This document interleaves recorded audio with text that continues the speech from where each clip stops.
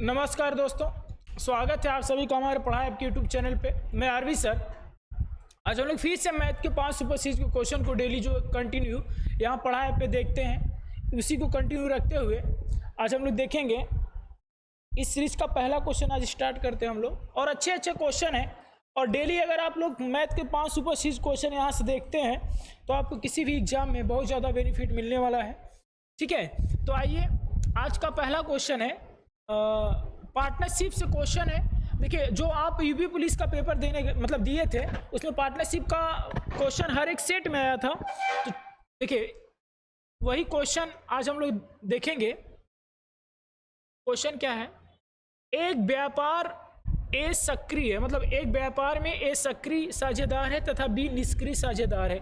मतलब ए सक्रिय और निष्क्रिय मतलब कि एक एक्टिव है, एक इनएक्टिव है। ठीक है, एक एक्टिव है मतलब कि काम पे हमेशा ध्यान देता है, कैसे हो रहा है कैसे नहीं हो रहा है। फिर बोल रहा है ए 5,000 का निवेश करता है, बी 6,000 का निवेश करता है। ए जो है 5,000 का निवेश करता है और बी 6,000 का। रेशियो बनाएंगे तो 5:6 का हो जाएगा। ए को लाभ का 15% व्यापार संभालने की, मतलब वो व्यापार संभालता है कौन? ए को 15% एक्स्ट्रा दिया जाता है कुल लाभ में से। यानी 15% की फ्रैक्शन अगर हम बनाएं, 15 की फ्रैक्शन बनाएं तो बोलोगे सर 3/20। हर 20 रुपया में से 3 रुपया लाभ संभालने के लिए ए को एक्स्ट्रा दिया जाता है। यानी कुल जो शेष लाभ बचा, जो शेष पूंजी का लाभ का बचा, वो कितना बच गया? 17 रेशियो बच गया। कितना रेशियो बच गया? 17 रेशियो। अब बोल रहा है कुल शेष लाभ उनकी पूंजी के किस अनुपात में बांटी जाती है? तो भाई कुल शेष पूंजी कितना बांटा जाता है? 880। यानी 6-5 11 रेशियो, 11 रेशियो का मान 880 में बांटा गया है। यानी एक रेशियो का मान 80 हो जाएगा। ठीक है, एक रेशियो का मान 80 हो जाएगा। कुल लाभ हमको देखना है तो 20 रेशियो का मान पहले निकाल लें। 20 रेशियो का मान निकालेंगे तो कितना हो जाएगा? एक रेशियो का मान आ जाएगा कितना? 4 आ जाएगा। एक रेशियो का मान 4 हो जाएगा। आपसे बोल रहा है कि शेष लाभ, एक क्या था? ये शेष लाभ। तो 4 से गुणा करेंगे, 4 से गुणा करेंगे तो 17 रेशियो का मान निकालेंगे तो 17 चौक कितना हो जाएगा? 68 हो जाएगा। अब बोला है उसमें से ए का लाभ, ए का रेशियो 5 है तो 5 से गुणा कराएंगे। ए का लाभ ए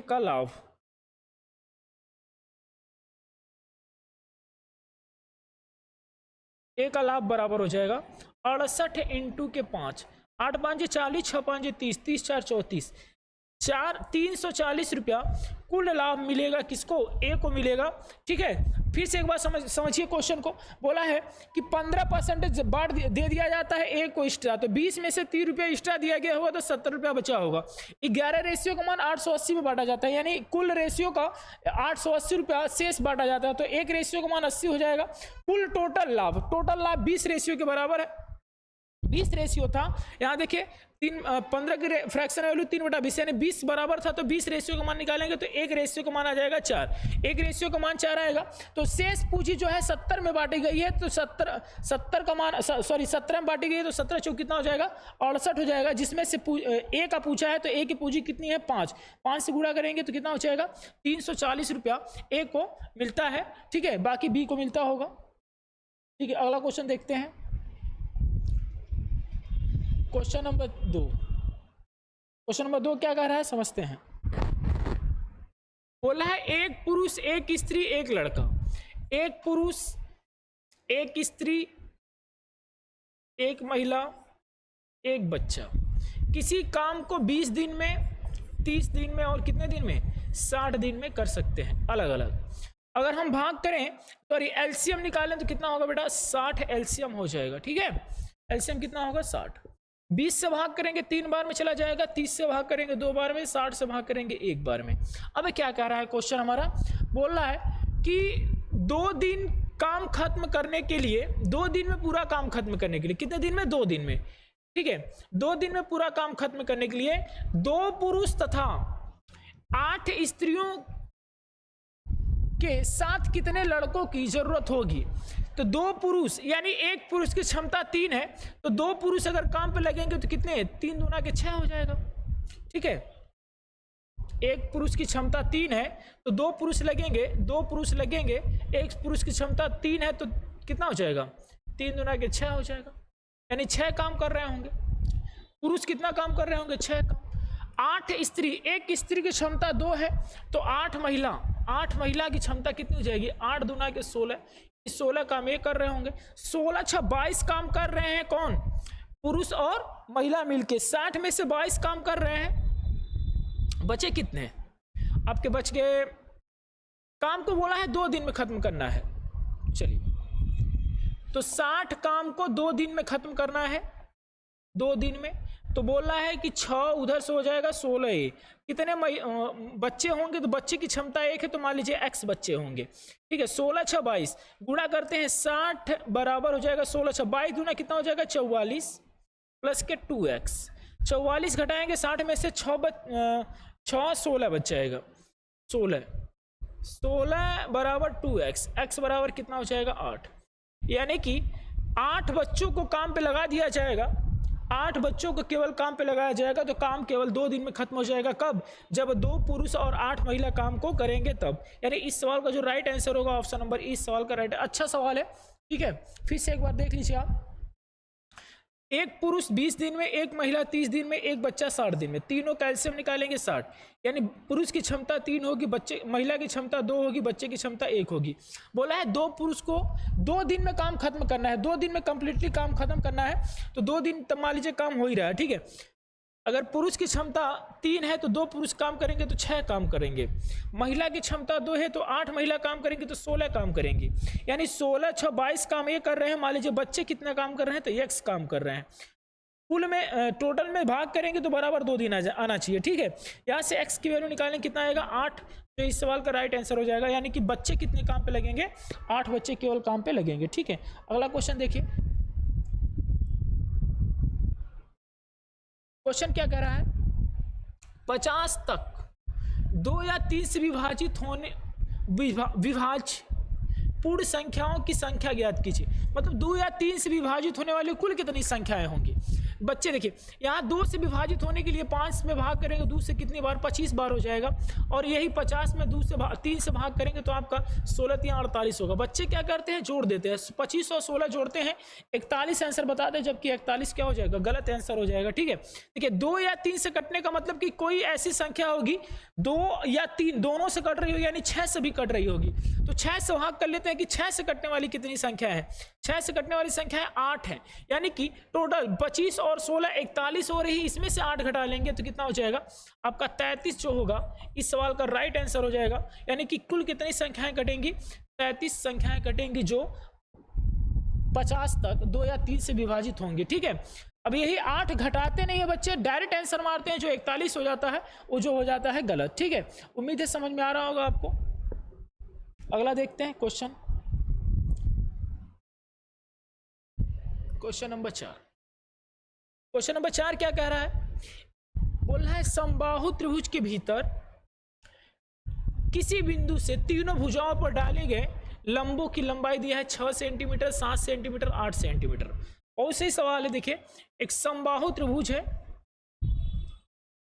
यहां मध्य बिंदु से इस पे लंब डाला गया है, इस पे लंब डाला गया है और इस पे लंब डाला गया है। इनकी दिया है 6 सेंटीमीटर, 7 सेंटीमीटर और 8 सेंटीमीटर, ठीक। बोला है तो त्रिभुज की भुजा ज्ञात करें। बहुत अच्छा सवाल है, ठीक है। कभी कभी क्षेत्रफल भी पूछ लेता है। तो देखिए आपको पता होगा टोटल हाइट बराबर भुजाओं से डाले गए लंब, अगर मान लीजिए h1 है, ये h2 है और ये h3 है, तो तीनों का योगफल मध्य बिंदु मतलब केंद्र से डाले गए भुजाओं का लंब की लंबाई का योगफल बराबर h के होता है। अब आपको बताना चाहते हैं कि किसी त्रिभुज के केंद्र से इनके बिंदुओं पर यानी इनके मध्य बिंदुओं पर डाला गया लंब की लंबाइयों का योगफल, सभी का योगफल बराबर हाइट के होता है, यानी ऊंचाई के। ऊंचाई बराबर कितना हो जाएगा 6 7 8, 6 सेंटीमीटर, 8 सेंटीमीटर, 7 सेंटीमीटर, जोड़ेंगे 21 सेंटीमीटर, यानी कि जो टोटल हाइट होगा आपका कितना होगा 21 सेंटीमीटर। इसका हाइट हो जाएगा किसकी, समबाहु त्रिभुज की ऊंचाई हो जाएगी। अब देखिए जब आप समबाहु त्रिभुज पढ़ रहे हैं तो थोड़ा सा और बात ध्यान दीजिए। देखिए जब समबाहु त्रिभुज बनता है हाइट a हो, तो यहाँ पे देखिए a जो होती है 2 रेशियो बांटता है, a इसको 1 रेशियो, यानी कि अगर कोई त्रिभुज कोई वृत्त बाहर से बन रहा है तो उसकी जो रेडियस होगी 2 होगी, और अंदर से बनेगा तो उसकी रेडियस कितना होगी, 1 होगी रेशियो में। और इसी तरह से इनके भुजाएं होती हैं 2√3। समबाहु त्रिभुज की सभी भुजाएं 2√3 होती है, तो सभी को 2√3। इसको हम बेसिकली मेंसुरेशन में अच्छे से एकदम टॉपिक वाइज पढ़ाएंगे, ठीक है। जब वहां पढ़ेंगे हम लोग तो इसको अच्छे से एकदम कंसेप्ट बताएंगे कैसे आया है। अभी के लिए याद रखिए कि भुजा हमेशा 2√3 के रेशियो में होगी, और ऊंचाई जो होगी 2 संबंधी 1 के अनुपात में होगी। यानी हमारा ऊंचाई बराबर 21 सेंटीमीटर है, यानी कि यहाँ से हमारा मान हो गया 2:1:3 रेशियो का मान 21 सेंटीमीटर दिया है, यानी 1 रेशियो का मान आपका हो जाएगा 7 सेंटीमीटर, ठीक है। 1 रेशियो का मान 7 सेंटीमीटर हुआ। अब से भुजा पूछ रहा है तो भुजा हमारा 2√3 सेंटीमीटर है, तो 7 से गुणा कराएंगे तो 7 दूना कितना हो जाएगा, 14√3 सेंटीमीटर। यानी इस सवाल का जो राइट आंसर हो जाएगा 14√3 सेंटीमीटर, इस सवाल का राइट आंसर होगा, जो ऑप्शन नंबर सी इस सवाल का आंसर हो जाएगा, ठीक है। एक बार फिर समझ लीजिए, जो समबाहु त्रिभुज होता है प्रत्येक भुजा 2√3 के रेशियो में होती है, ऊंचाई जो होता है 2 संबंधी 1 के अनुपात में होता है। और देखिए जब केंद्र से डाले गए लंबों की लंबाई दे रखा हो, ठीक है, भुजाओं पर डाले गए लंबों की लंबाई दे रखा हो, तो सभी भुजाओं का योगफल टोटल ऊंचाई के बराबर होता है। तो यहाँ पे 6, 8, 7 सेंटीमीटर जोड़ेंगे हम लोग तो टोटल हाइट बराबर 21 सेंटीमीटर आएगा। और यहाँ से देखिए 2:1:3 सेंटीमीटर बराबर 21 सेंटीमीटर है, यानी 1 रेशियो का मान 7 है। तो आपसे पूछा है 2√3 का मान कितना होगा, तो 7 दूना के 14√3 सेंटीमीटर होगा। यानी इस सवाल का जो राइट आंसर होगा ऑप्शन नंबर सी इस सवाल का राइट आंसर हो जाएगा, ठीक है। अगला क्वेश्चन नंबर 5 देखते हैं।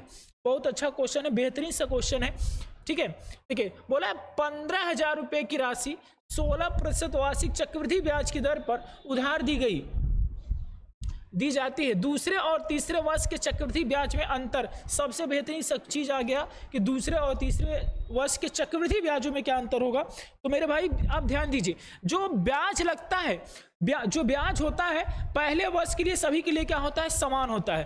पहले वर्ष के लिए समान होगा, दूसरे वर्ष के लिए ब्याज पे ब्याज लगेगा, और तीसरे वर्ष का अंतर ही पूछा है तो क्या करेंगे समझते हैं। इसे बोलेगा 15,000 रुपया है आपके पास, 16% की फ्रैक्शन बदल लेते हैं। 16% की फ्रैक्शन आप जब बदलोगे तो 4 से कटेगा 4 बार में, 4 से कटेगा 25, यानी हर 25 रुपया पर 4 रुपया इसको ब्याज चाहिए। हर 25 रुपये पर 4 रुपया ब्याज चाहिए। तो पहले हमें पहले वर्ष का ब्याज निकालेंगे, यानी 15,000 का जब ब्याज निकालेंगे तो 4/25 हो जाएगा। अब दूसरे वर्ष में चक्रवृद्धि ब्याज पे ब्याज लेगा, यानी कि 25 रुपया पर 4 रुपया और एक्स्ट्रा ब्याज लेगा, तो 29 रुपया ब्याज लेगा, और बट्टा में किस पे लेगा, 25 पे लेगा। अब बोला है दूसरे और तीसरे वर्ष के चक्रवृद्धि ब्याज में अंतर। देखिए पहला और दूसरा वर्ष हो गया, दूसरे वर्ष तीसरे वर्ष का अंतर बोलेगा, तो इन दोनों का अंतर यानी कि 29 और 25 का अंतर 4 हो जाएगा। इसी को सॉल्व करेंगे, आंसर हम पा जाएंगे, ठीक है। इसको सॉल्व करेंगे, देखिए इतना बड़ा कैलकुलेशन है, क्या करेंगे हम लोग डिजिटल सम का प्रयोग करते हैं। एक बार देखते हैं, पहले इसको काटते हैं। इसको देखिए 15,000 को हम 15 इंटू 1,000 लिख लेते हैं, ठीक है। 25 से काटेंगे 40 बार में कट जाएगा, 5 से काटेंगे 8 बार में, 5 से काटेंगे 5 बार में, ठीक है। 5 से काटेंगे 3 बार में, 5 से 5 कंप्लीटली कट जाएगा। ये हो क्या जाएगा, और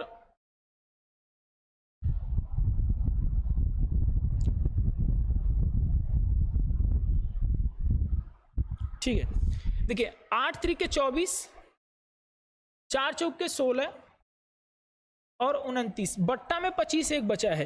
देखिए 25 से भाग करने से अच्छा है कि हम 4 से ऊपर नीचे गुणा करा के 2 अंक पे 10 लगा देंगे, तो 4 से और गुणा करा दे रहे हैं, ठीक है। 4 से और जब मल्टीप्लाई करेंगे, देखिए यही कैलकुलेशन है। तो देखिए यहाँ पे हो जाएगा 16 चौक के 64, 64 इंटू के 24 इंटू के 29, बट्टा में कितना हो जाएगा, 100 हो जाएगा, ठीक है। अब देखिए मेरे भाई साहब बात समझिएगा, नीचे आपका हम डिजिटल सम का प्रयोग करते हैं क्योंकि सारे ऑप्शन दे रखे हैं। डिजिटल सम क्या कहता है कि लेफ्ट हैंड साइड बराबर राइट हैंड साइड। ऑप्शन से एक बार चेक करेंगे, ठीक है। देखिए अब पहले इसमें चेक कर लेते हैं। 4 4 8 4 12 4 16 3 19, 19 का मतलब हो जाएगा 9 1 10, यानी डिजिटल सम इसका 1 हो जाएगा। इसी प्रकार से 16 3 19 इसका भी डिजिटल सम 1 हो जाएगा, यानी कि 4 4 8। देखिए जहां डिजिटल सम हमारा क्या कहता है कि जहां पे 9 बनता है उसको छोड़ देते हैं, यानी 0 मान लेते हैं। 5 4 9 बन गया, यानी 4 4 8 3 11, 4 4 8 3 11, 11 का मतलब 2 हो जाएगा। 5 4 9 खत्म, 4 4 8 4 12, 12 का मतलब 3 हो जाएगा।